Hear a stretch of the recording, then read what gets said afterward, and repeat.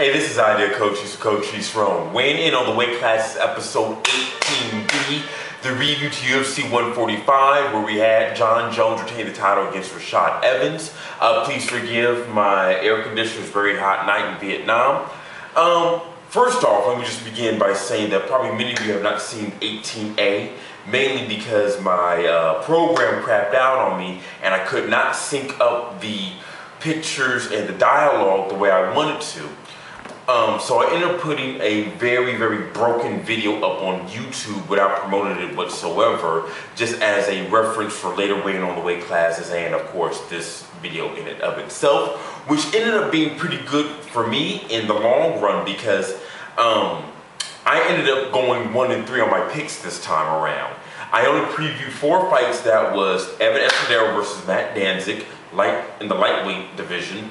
Then there was the Miguel Torres versus Michael McDonald at bantamweight, heavyweight fight with Ben Rothwell versus Brendan Schaub, and of course the main event, Jon Jones versus Rashad Evans. Let me just straight off say that I got 3 of those picks wrong, and the only one I got right was the main event. But I want to get into a fight I did not preview at all, and that is the Eddie Yagin versus Mark Hominick fight. And I don't know what happened, but it just seems to me that Mark Hominick just dropped his second Give Me fight. I really thought that this guy was going to take off the Korean Zombie's head back in, I believe, 140. I can't remember the exact number. But Eddie Yagin, to me, there's just no excuse for Mark Hominick performing the way in which he performed. I just feel that maybe he probably took the fight a little bit too lightly. I don't think anyone expected Eddie to win this fight at all, and I don't understand why this thing was a split decision, because outside of maybe sporadic moments in the second round and a little more so in the third, I felt Eddie pretty much took all the rounds. He took 2. I don't see what judge's eye did Mark Hominick take 2 rounds to deserve some sort of split decision. I just don't understand it. Where does this guy go? Where does Mark Hominick go from here? I'm not too sure, you know. Eddie Yagin was probably as give me a fight as stylistically as you can match up. Ended up getting pounded and you know, taking more damage. So it wasn't just a battle on points. I mean, you know, Mark Hominick was getting lit up. And this is just so weird because it's so different from the Mark Hominick fought Jose Aldo. You know, back I believe in the Montreal card. I just don't understand what's taking place. Maybe he had, he had an off night with Korean Zombie, and I just probably think he took Eddie way too lightly. So that's my feelings on that one. Let's move on to the fight that I got wrong. And actually, to be honest with you, I'm actually kind of, it's actually okay because this fight with Evan Escudero versus Matt Danzig was pretty much exactly how I felt this fight was going to be. Extremely boring, with one person doing chip damage most of the time and going for takedowns here and there. I just thought it was going to be Evan Escudero taking Matt Danzig down. And, you know, the fight, like I said, was a little on the boring side. The fans were booing probably 3.5 minutes into the fight. Second round was really bad, and that's where I kind of like was paying attention here and there or doing some other things while watching it. All in all, you know, it's kind of weird because, you know, Efren, you know, he got cut from the UFC because he missed weight in one of his in a loss. Wrapped up some wins on the indie circuit, won a fight or 2 in Bellator, and then he came back to fight Jason Volkman, who pretty much fought like a bitch. Volkman had no intentions on ending the fight or doing damage. This fight here with Matt Danzig, yeah, Matt Danzig wasn't close to finishing the fight, but it didn't seem like he was, it seemed like he was more hesitant rather than having the, you know, the premeditated mindset of just trying to win on points like Volkman did. What's next for Matt Danzig? I hope it's Takano Rigomi. I would really like to see him and Takano Rigomi in a lightweight fight sometime on either be it Fuel or Fox or, you know, a prelim of some kind. Evan Escudero, I don't know. You know, I mean, it's so weird now, the difference between this year and last year, because now you have all these free events, whether it be on Spike, Facebook, Fuel TV, Fox. And it's just like with just the roster getting bigger and bigger and more international, it's not as cookie cutter as it was 2 years ago when you lose like that and then you just cut immediately from the UFC. So perhaps he's going to be cut, perhaps not. I think this year is going to really determine what takes place with fighters like him at that caliber, and what they do with their careers later on. Next fight I got wrong, and I'm going to just parlay this with the other one, that being the Miguel Torres versus Michael McDonald. I thought Michael McDonald was just going to be just short of victory with Miguel Torres. I thought Miguel Torres was going to turn it on, knowing that this is a fight that he needed to win. And Miguel is someone who was an excellent fighter, back in the WEC. And it's so strange that he's only like 31, 32 years old. But in the bantamweight division, that actually is kind of old. When you think about it, when you get to the featherweights and the bantamweights, have you ever noticed the trend that, the big guy just comes and goes so quickly? Be it Genki Sudo, Kid Yamamoto, Araya Faber, Mike Thomas Brown, and now we have, guys like Jose Aldo and, Dominic Cruz in their different divisions. I thought that he was going to implement a little bit of a better game plan, some better footwork, but at the same time, the fight was only like 2 minutes long. He got cracked with 2 vicious uppercuts, and that was that.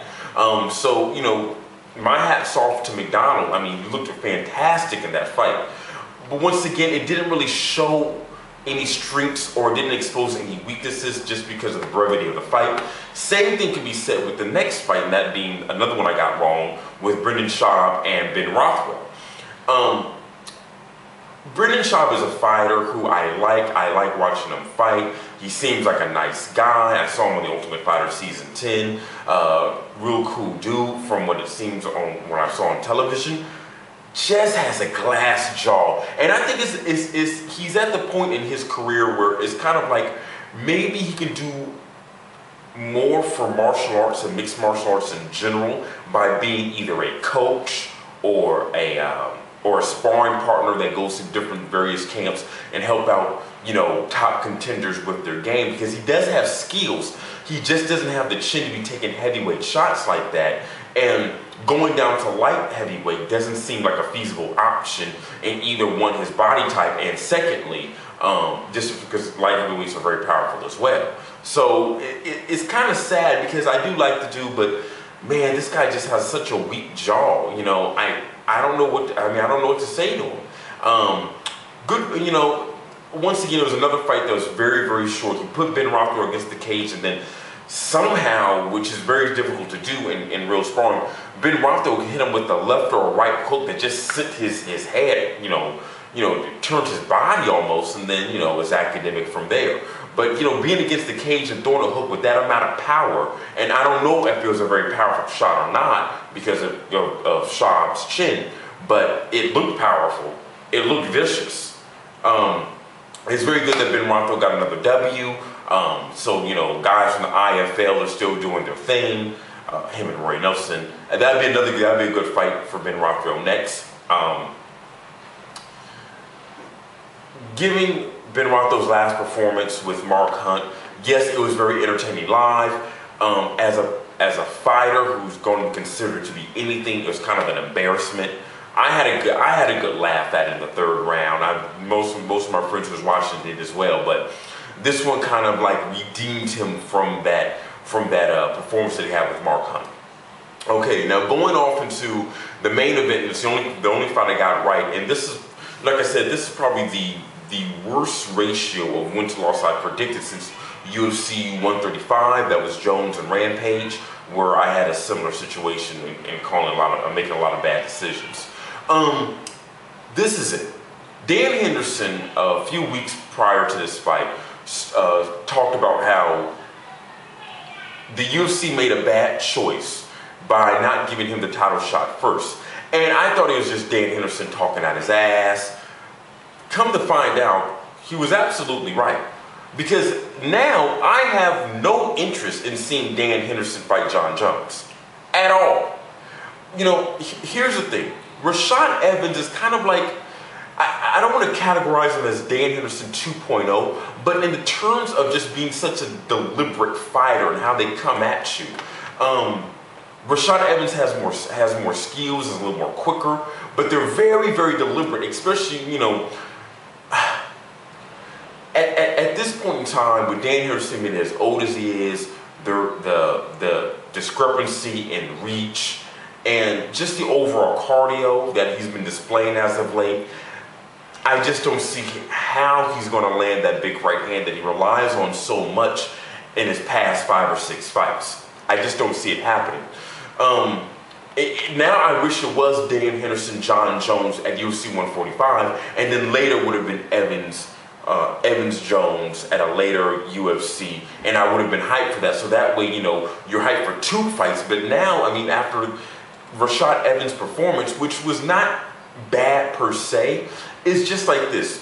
Everyone knows that Rashad Evans trained with John Jones, blah, blah, blah. Here's the thing. But the more footage that's coming out of John Jones with his, just frequency of his fighting, is getting more and more clearer as to when he's going to throw off these flamboyant maneuvers. Yoel Machida was doing very well with his timing up until he got caught with the left hand and then subsequently choked out. I thought Rashad Evans was going to have even better timing because of his prior knowledge of how John Jones fights and his better takedowns. That didn't really happen, and there was footage of Rashad Evans on YouTube at UFC 135 where Jones is taking on Rampage, where Rashad is pretty much talking about the problems that Rampage is having, and is that it's Rampage's fault for letting these things take place to him, not getting in the clinch, staying in that middle ground and not playing out and not playing in. It's difficult to play out when you got someone like John Jones with such a reach advantage.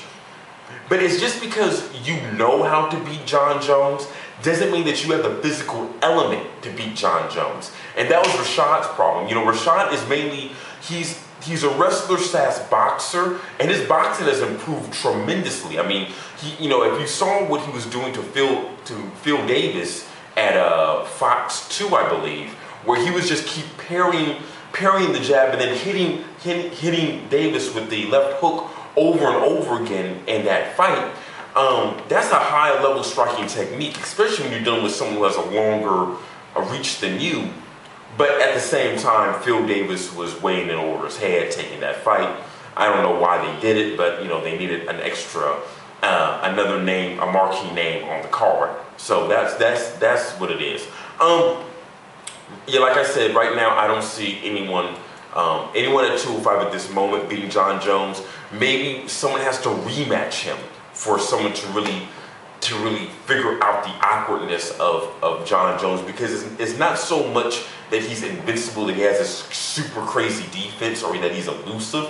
It's just the physical element. I think you need a second go around before anyone can crack the nutshell of John Jones. So anyone who beats John Jones now is probably already faced him and lost to him before at this point.